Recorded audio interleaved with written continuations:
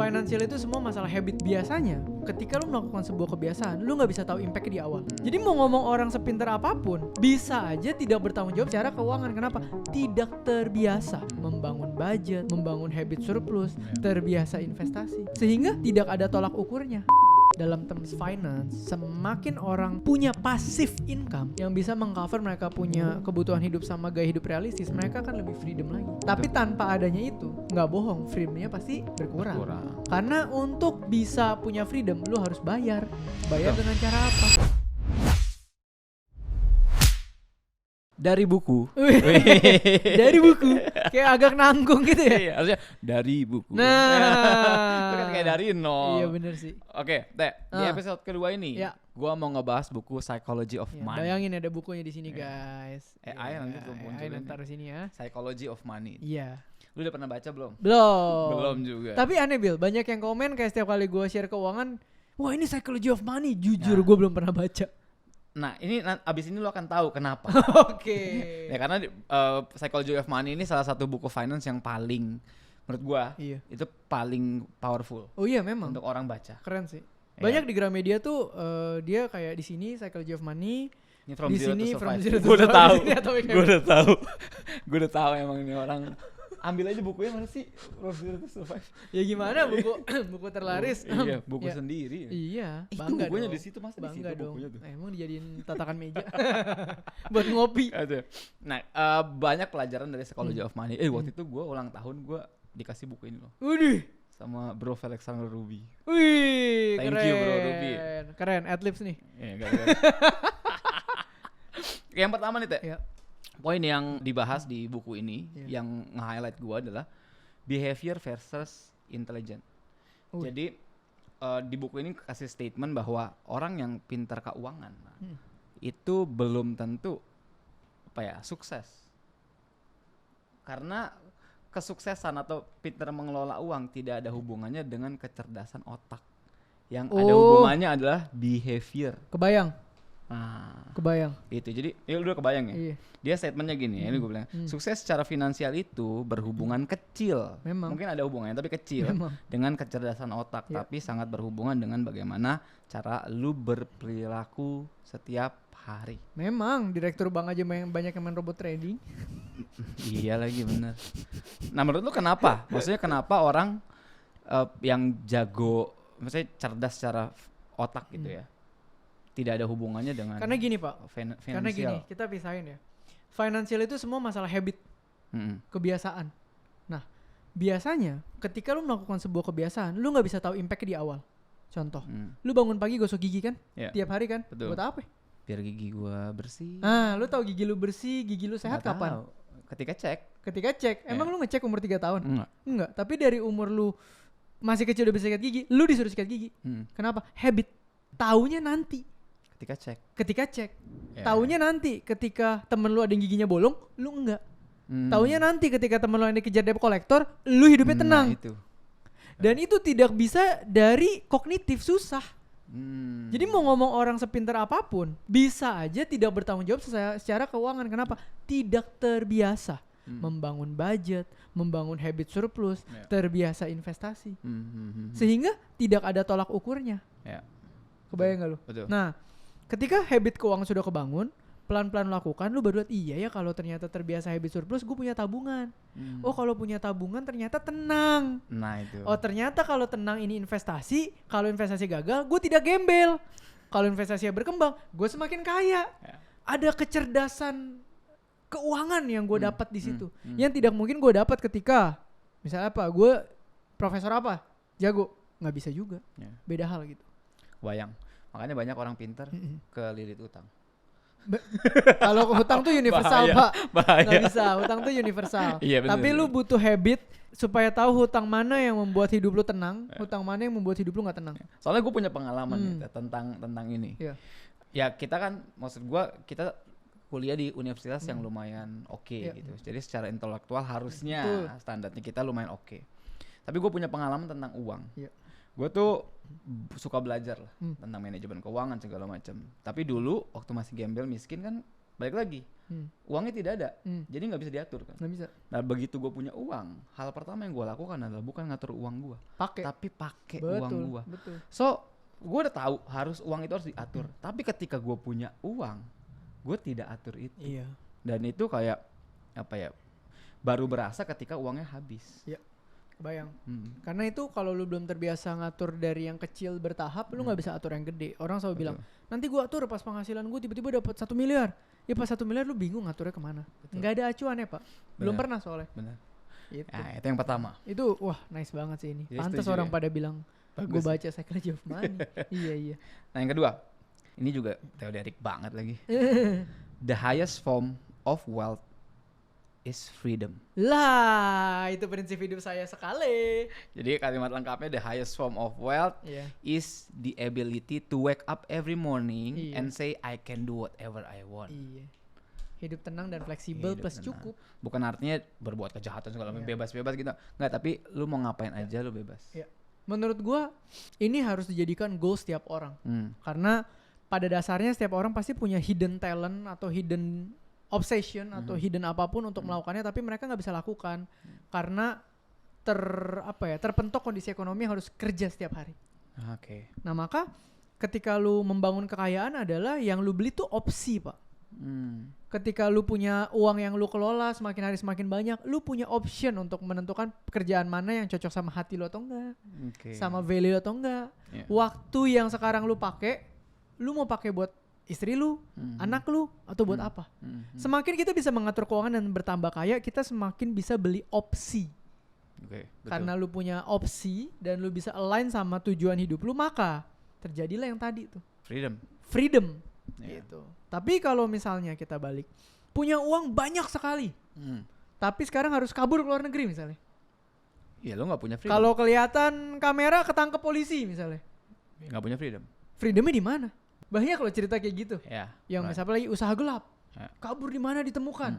Freedomnya di mana? Lu baru bangun pagi aja, lu takut orang ketemu lu.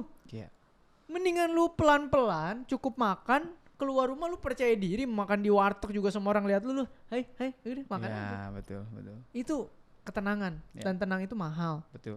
Dan yang gue suka dari buku ini, dia bilang the highest level dari wealth itu freedom, bukan financial freedom. Betul. Artinya apa? Artinya uang itu digunakan jadi hamba untuk membeli waktu. Betul.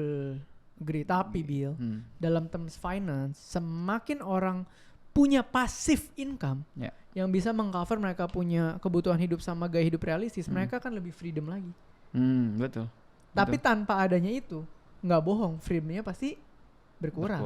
Karena untuk bisa punya freedom, lu harus bayar. Bayar dengan cara apa? Kelola keuangan lu step by step. Gitu. Oke, nah ini teman-teman highlight ya freedomnya itu ya teman-teman. Nah ini sebenarnya boleh juga buat teman-teman belajar ya. Ini feel free to agree to disagree ya. Gue nggak paling benar, tapi banyak sekali sekarang statement tuh gini. Nggak apa-apa A yang penting kaya, nggak apa-apa B yang penting kaya. Ya kelihatannya benar. Lu coba aja jalanin. Belum tentu setenang itu hidupnya. Asli dah. Lu mendingan punya duit 50 juta tapi hidup lu tenang, lu bisa pelan-pelan naik dengan cara yang benar daripada lu punya duit 50 miliar tapi kehidupan lu tiap hari antara bisa ditembak orang atau bisa dikarungin orang atau ngerti gak sih maksud gue? Jadi gak tenang ya. Iya, mungkin orang akan bilang, lu coba dulu kok belum pernah. Iya, gue gak usah coba. Kenapa? Karena hidup gue sekarang tenang banget. Tapi banyak gue punya kenalan yang jauh di atas. Gak tenang, bahkan certain poinnya kita pernah ketemu pengusaha gede banget yang beli handphonenya gak berani, takut disadap. Wah iya lagi. Saking gedenya usaha dia sampai dia takut disadap, dia pakai zaman dulu tau gak lu bilang? Yang jadul betul. Yang pakai frekuensi itu. Iya, yang SMS bilang ya. Iya. Pernah loh kita ketemu langsung. Bener, pernah. Gila tuh kayaknya kayak apa coba. Bener. Oke. Statement selanjutnya Teh. Rich versus wealth. Ya. Sebenarnya kelihatannya mirip ya, rich versus wealth. Tapi yang dibahas sama di buku Psychology of Money ini adalah rich itu kayak kelihatan kaya. Jadi orang lihat lo kaya karena uang yang lo spend. Beli tas, beli jam, beli mobil, beli rumah mewah dan lain sebagainya. Sedangkan wealth itu adalah kekayaan sejati. gitu. Dan buku ini langsung kasih mindset bahwa yang lu kejar tuh jangan rich, tapi wealth. Artinya yang lu kejar jangan kelihatan kaya, tapi memang benar-benar kaya. Itu hal yang gue selalu ngomong di tiap gue bawain tentang finance, Pak. Bahwa harga yang dibayar untuk punya wealth adalah not to look rich. Bener. Kenapa? Sekarang gini aja, lu punya 500 juta pertama, paling gampang. Pilihannya 2, lu besok mau bikin akun saham, bikin obligasi, beli emas, atau lu mau ganti mobil. Simple. 500 juta yang sama lu pakai ke pameran mobil, pulang-pulang bawa mobil bagus. Semua orang bilang apa? Kaya nih orang. Bener. Mobilnya baru. Cicil atau nggak cicil bodo amat, yang penting mobil baru. Betul. Tapi ketika lu hari ini pilih 500 juta itu lu pakai buat tambah kaya beneran, beli instrumen investasi misalnya, atau lu beli apapun gitu, atau lu bisnis sama temen lu, kelihatan nggak duitnya? Enggak, orang akan bilang, lu mas segitu aja. Mungkin. Iya. Tapi itu jalan yang harus diambil, dan itu adalah jalan yang gue ambil dari awal. Kita bikin, waktu awal-awal gue bikin pameran, mobil pertama gue apa? Cicil lagi. Brio. Padahal gue bikin pameran aja bisa dapat berapa Brio. Betul. Tapi gue tetap pilih, kenapa? Ternyata teman-teman, setelah gue hidup belasan tahun kayak gini, hidup di bawah kemampuan real kita, itu tenangnya minta ampun, enak banget. Tapi dalam catatan, kemampuan kita terus bertambah ya. Gue dalam kondisi yang sekarang, gaya hidup gue udah gak bisa nambah, Pak.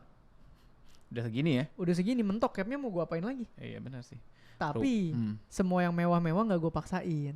Tapi lu mau suruh gue besok tiba-tiba jalan-jalan ke Eropa, ke Amerika, semua tinggal berangkat. Bisa. Betul. Jadi gak penting kelihatan kaya. Iya. Ya itu yang harus sebenarnya ditanamin sama di otak kita sih. Jujur susah. Karena 90% orang Indo itu susah. Banget. Karena itu berkaitan dengan identitas diri, Pak. Lu lebih dianggap, lu lebih dipandang, lu dilihat keren ketika memang lu menghasilkan. Dan boleh nggak? Boleh. Dalam budget yang tepat. Oke. Gitu. Menarik. Jangan sih. ekstremis juga. Iya. Jadi lu jangan cari identity lu dengan apa yang lu pakai dong. Betul nggak? Iya. Dan maksud gue gini, jangan kiri sama kanan. Jangan, oke, gue mau look rich, mampus nih, cicil semua gak ada tabungan. Ada gak orang kayak gitu? Banyak temen gue. Banyak. Atau kanan, gue mau wealth banget nih, udah gak spend sama sekali. Gak bisa nikmatin. Mati juga. Hidup tuh cari tengah, bagaimana wealth lu bertambah dan hidup lu tenang, tapi lu bener-bener memang punya impact dari kekayaan lu. Gak usah buat look rich, buat you feel rich. Buat freedom tadi. Iya, buat lu feel rich. Lu boleh gak ngerasa kaya ketika lu punya duit? Boleh. Betul. Tapi di saat memang lu sudah bisa merasakannya. Menurut gue itu tengahnya lah yang kita incar. Yes. Dan gue lagi di tengah tuh. Mantap. Oke. Nah yang selanjutnya, getting money versus stay well. Ya. Jadi di buku ini bahas banyak orang tuh bisa dapetin duit, bisa dapetin jackpot gede, bisa dapetin banyak uang. Iya. Tapi tidak semua orang bisa menjaga tetap punya uang. Iya pasti. Jadi di buku ini tuh ngebahas tentang dapetin duit sama mempertahankan duit. Kekayaan ya. Itu gamenya berbeda. Memang. Jadi jangan berhenti di getting money-nya doang. Betul. Tapi harus bisa stay punya duit. Gitu. Ya, sebenarnya ini simple, Pak. Gue selalu bilang, mendapatkan uang sama mengelola uang itu 2 skill yang beda. Mengelola uang itu masalah habit. Mendapatkan uang itu masalah kemampuan network hoki. Jadi dua-dua jalan bareng. Oke. Habitnya harus dibangun dari lu baru mulai punya uang. Kenapa? Gue ngerasain sendiri, Pak. Dulu punya penghasilan bulanan 5 juta bisa simpan. Ya kan? Terus punya penghasilan 15 juta bisa nyimpen. Punya 30 juta bisa nyimpen. Dan rasio simpanannya itu selalu makin besar bukan makin kecil. Karena habitnya gue bangun. Sampai sekarang kalau lagi bagus banget income gue itu sebulan gue bisa nabung 95%. Gila sih itu. Lu lihat sendiri lah. Duitnya kemana? Investment lagi, jadi duit lagi. Dan kita selalu terbiasa ngeluarin duit gampang tuh ke instrumen yang bisa bikin tambah duit lagi. Iya, padahal kadang ada ruginya nggak? Ada, nggak seperfect itulah. Ada malah bicara, rugi di sini tahu gitu kita beli kan gitu kan, ya. Tahu gitu kan. Iya, tapi habit, that way bukannya apa? Probabilitasku lu untuk menjadi miskin lagi kecil. Karena semua uang yang lu punya, lu pakai buat meleverage diri lu supaya punya mesin kekayaan berikutnya. Oke. Bukannya nggak boleh nikmatin ya, budget sama habitnya aja. Gitu. Karena banyak orang sekarang dapat gede, pakai duit lebih gede lagi, Pak. Ini tuh era di mana orang punya income, lifestyle-nya mungkin 3 kali lebih kaya dari income-nya. Selalu kayak gitu. Jarang orang yang lifestyle-nya di bawah income-nya. Itu minoritas dan orang-orang kayak gitu udah pasti tambah kaya cuma gak kedengeran. Ya makanya ini penting banget teman-teman, Penting. mindset untuk ngelola duit tetap kaya itu penting banget. Penting. Oke, terakhir Teh, ini poin terakhir. Nih lu kemarin di bawah-bawah soalnya tentang optimis dan pesimis. Beuh, emang ada di buku ini? Ada. Widih. Gitu, jadi godaan dari sebuah kepesimisan. Waduh, pesimis dia bilang di buku ini pesimis itu kedengeran seperti orang pintar. Iya. Tapi optimis itu kayak orang sales. Not Oke. pitch. Nah, maksudnya adalah dalam mengelola keuangan. Iya. Nah, di keuangan Iya. lu perlu pesimis dan optimis ini. Oke. Jadi pesimis itu supaya lu tahu bahwa investment, Iya. uang itu segala sesuatu Ada risknya. resiko. Iya. Betul. Terlalu optimis itu diperlukan untuk lu Ambil tetap resiko. bisa ambil resiko dan Iya. bisa growing. Iya, lu tau gak tengahnya apa antara Tengahnya- pesimis dan optimis? Realistis. Realistis itu Bener. membuat apa yang lu punya sekarang. Lu tahu cash flow-nya cukup, bisa buffer ambil resiko dan lu tahu peluangnya bagus, lu berani gas. Betul. Realistis juga yang akan membuat ketika sekarang kondisi real lu lagi nggak bisa ambil resiko, lu Jangan. jangan. Itu. Ketika itu dipermainkan, kata itu diputar-putar, sekarang lu lihat dunia berputar-putar. Harusnya Psychology of Money bilang langsung realistis aja, jangan Betul. optimis versus pesimis. Iya, jadi bukan realistis versus optimis dan pesimis ya. Iya, harus di-combine. Realistis itu yang membuat lu boleh pesimis atau optimis Iya. sesuai dengan kebutuhannya. Bukan Theoderic yang ngomong, ini menurut keyakinan Psychology of Psychology of Money. Money. Nah, gimana Lanjut. teman-teman, belajar banyak ya dari Mantap Theoderic ya. Ih, puas dan banget nih. Psychology of Poin Money. terakhirnya keren. Ini ibaratnya kayak lu dibenarkan oleh Iya. buku yang Iya. sangat populer. Ya nggak apa-apa lah, udah biasa gue difitnah. Oke teman-teman, gimana merasakan manfaatnya dari buku ini? Iya. Buku apa lagi nih? Buku apa Buku lagi? apa lagi yang harus kita bahas teman-teman? So, jangan lupa beli buku From Zero to Survive. Nggak nyambung. Kami-kami. Canda, See you, canda, teman-teman. canda. Dadah.